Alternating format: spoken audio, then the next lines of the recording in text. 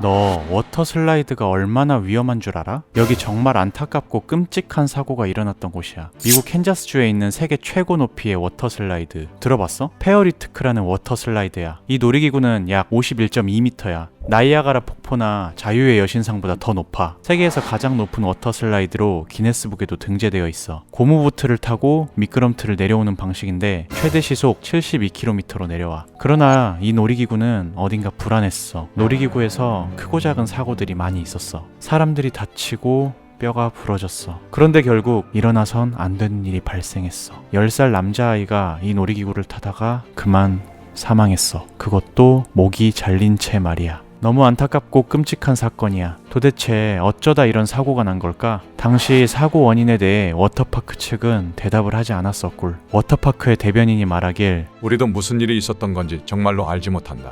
처음 있는 일이다. 라고 했어. 아니 그게 중요해? 원인을 빨리 찾아야지. 들어봐. 이 워터슬라이드의 설계자 존 스쿨리는 곧바로 체포돼. 그런데 정말 충격적인 게 이 스쿨리는 놀이기구 설계나 안전 관련 엔지니어링 자격증이 하나도 없었어. 그는 결국 살인죄, 가중폭행죄, 아동 가중위해죄 등으로 체포됐어. 그러나 제작자들의 결백을 주장하는 사람들도 있었어. 그들은 40년 동안 수천만 명을 즐겁게 했거든. 누구 때문인지는 정확히 밝히기 힘들겠지만 누구보다 행복해야 할 나이에 사고를 당한 건 너무나도 안타까운 일이지 않아? 이번 여름 휴가 어디로 가? 대부분 바다나 수영장을 생각할 거야. 그런데 절대 가면 안 되는 수영장이 몇 군데 있어. 왜 가면 안 돼? 수영장이 얼마나 재밌는 곳인데. 캐리비안 베이 몰라? 재밌는 것도 물론 있지만 들어봐. 정말 위험한 수영장을 알려줄게. 이것 좀 봐봐. 사람들이 물속에 갇혀있어. 저 깊은 수영장 속에 어떻게 들어간 걸까? 너무 위험해 보이지 않아? 저 수영장은 일본에 있는 가나자와 21세기 미술관의 수영장이야. 충격적인 사실 하나 알려줄까? 지금 저 수영장 안에 있는 사람들은 저기서 절대 빠져나올 수 없어. 안에 그대로 갇혀버린 거지. 그럼 어떡해? 저대로 죽는 거야? 도와줘야지 빨리. 놀랍게도 안 죽어. 수영장을 처음 본 사람들은 모두 경악했어. 사람들이 수영장에 갇힌 것처럼 보였으니까. 그런데 사실 이 수영장에는 엄청난 비밀이 있어. 수영장 아래 파란색 방이 숨겨져 있는데 그 방의 천장이 유리로 제작되어 있어. 그래서 밖에서 볼 때 그 모습이 꼭 물속에 있는 것처럼 보이는 거야. 정말 신기하지 않아? 위에서는 무료로 볼 수 있지만 이 수영장 아래로 들어가려면 입장료를 내야 해. 뭐 들어가 보면 정말 아름답다고 해 꿀. 근데 저 유리가 깨지면 어떡하지? 파도풀 들어봤어? 워터파크에 가면 흔히 있는 거잖아. 어렸을 때 한 번쯤 파도에 빠져본 적 있지 않아? 근데 그 파도풀이 진짜 위험해. 파도풀은 사람들이 튜브를 타고 들어가. 다가오는 파도를 즐기는 놀이기구잖아. 그런데 이 파도풀에서 대형 사고가 일어났어. 수많은 사람들이 비명을 지르며 도망갔어. 도대체 무슨 일이 있었던 걸까? 중국 지린성 룽징에 위치한 시닉 에어리어라는 워터파크가 있어. 그곳에서 일어난 일이야. 이곳은 연간 50만 명이 방문해. 중국인들에게 정말 인기가 많은 워터파크지. 그곳에서 사람들은 파도풀을 재밌게 타고 있었어. 그런데 갑자기 높이 3m의 거대한 파도가 사람들을 덮쳐버려. 갑자기 밀려온 대형 파도에 사람들은 비명을 지르기 시작해. 모두 도망쳤어. 마치 재난 현장과 같았어. 순식간에 워터파크는 아수라장이 됐어. 그 파도 한 번에 몇 명이 다친 줄 알아? 총 44명이 다쳤어. 심지어 몇 명은 갈비뼈 및 팔다리가 부러졌어. 불행 중 다행인 건 아무도 사망하지 않았다는 거야. 그런데 여기서 더 충격적인 게 뭔지 알아? 사고 후 워터파크는 제대로 된 사과도 하지 않았어. 그저 파도 발생 기계가 고장난 것이라고만 했어. 본인들 기계니까 사과하는 게 맞지 않아? 그리고 몇몇 사람들은 직원이 고의로 기계를 만졌다고 말해. 만약 장난으로라도 기계를 누군가 만진 거라면 반드시 책임을 져야 된다고 생각해. 이 사고가 지난 후 워터파크는 다시 개장했어. 사람들도 여전히 많아. 하지만 사고는 언제든 일어날 수 있으니 늘 조심하는 게 좋지 않을까? 세계적으로 유명한 관광지 하와이. 그런데 이곳에 죽음의 웅덩이라고 불리는 장소가 있다는 거 알아? 이 웅덩이는 카우아이 섬에 있어. 화산암으로 만들어진 작은 만으로 물이 정말 맑고 아름다운 장소야. 관객들이 정말 많이 가기도 하지. 그런데 이곳에서 절대 수영을 하면 안 돼. 물이 맑고 따뜻해서 사람들이 수영을 많이 하는데 이곳은 바다가 만든 자연 속 수영장이야. 거대한 파도가 순식간에 덮쳐버려. 파도에 휩쓸린 사람들이 어떻게 되는 줄 알아? 강력한 파도 때문에 저항도 못한 채 바위에 부딪혀 사망해. 그만큼 파도의 힘이 엄청나. 또 다른 사람들은 들어왔던 파도와 함께 깊은 깊은 바다로 떠밀려가서 사망하기도 해. 아니, 딱 봐도 위험해 보이는데 저길 사람들이 간다고? 진짜 놀라운 건 따로 있어. 꿀. 사고 소식을 듣고 오히려 사람들이 더 찾아와. 그곳엔 경고문도 크게 쓰여 있는데 말이야. 심지어 관광 책자에 그 장소는 숨겨짐으로 작성되어 있어. 그럼에도 사람들은 꾸준히 그곳에 놀러가. 마치 그 스릴을 즐기는 것 같아. 내가 놀라운 사실 하나 알려줄까? 저런 바다에선 물이 갑자기 쏙 빠져나갈 때가 있어. 그럼 수심이 엄청 낮아지지. 그때는 재빨리 그곳에서 벗어나야 돼. 물이 빠져나가는 것은 그곳에 더 큰 파도가 몰아칠 거란 걸 의미하니까. 아우, 난 그냥 목욕탕에서 놀래. 무서워, 꿀. 위험해요? 안 돼?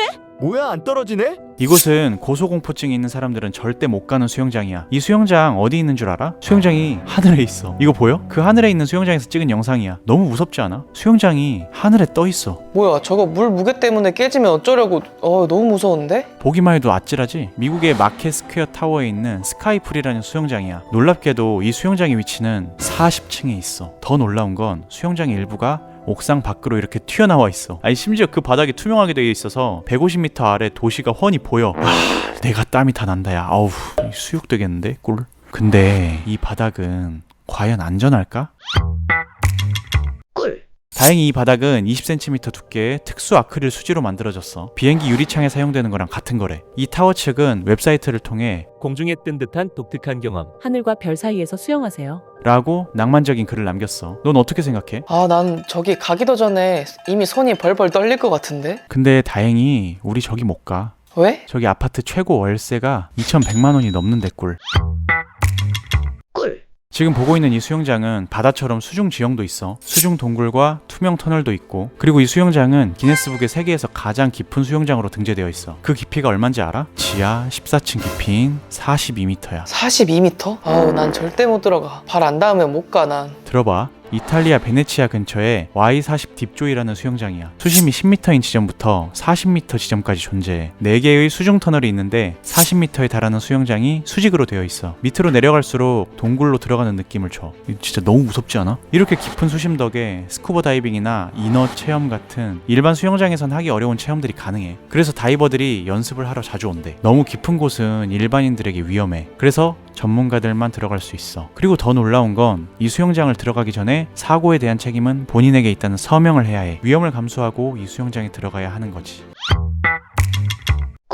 세계에서 가장 깊은 수영장이 있다면 이번엔 세계에서 가장 넓은 수영장이야. 수영장의 너비가 약 1km가 넘어. 최고 수심은 35m나 된대. 이 수영장은 남미 칠레 관광지인 산 알폰소 델마르 리조트 수영장이야. 엄청 넓어서 너비가 해운대랑 비슷하다고 해. 아니, 이 정도면 거의 바다 아니야? 이 수영장에는 심지어 모래사장도 있어. 크기가 거대한 만큼 카약, 요트, 스쿠버 다이빙 같은 각종 해양 스포츠를 즐길 수 있대. 근데 이렇게 넓으면 사람도 금방 잃어버리는 거 아니야? 맞아. 너무 크기가 커서 어린아이들을 쉽게 잃어버릴 수도 있고, 물론 쉽게 찾을 수도 있어. 그런 이유 때문에 이 수영장을 계속 지켜볼 수 있는 카메라도 있다고 해. 근데 이 수영장에 정말 놀라운 점은 따로 있어.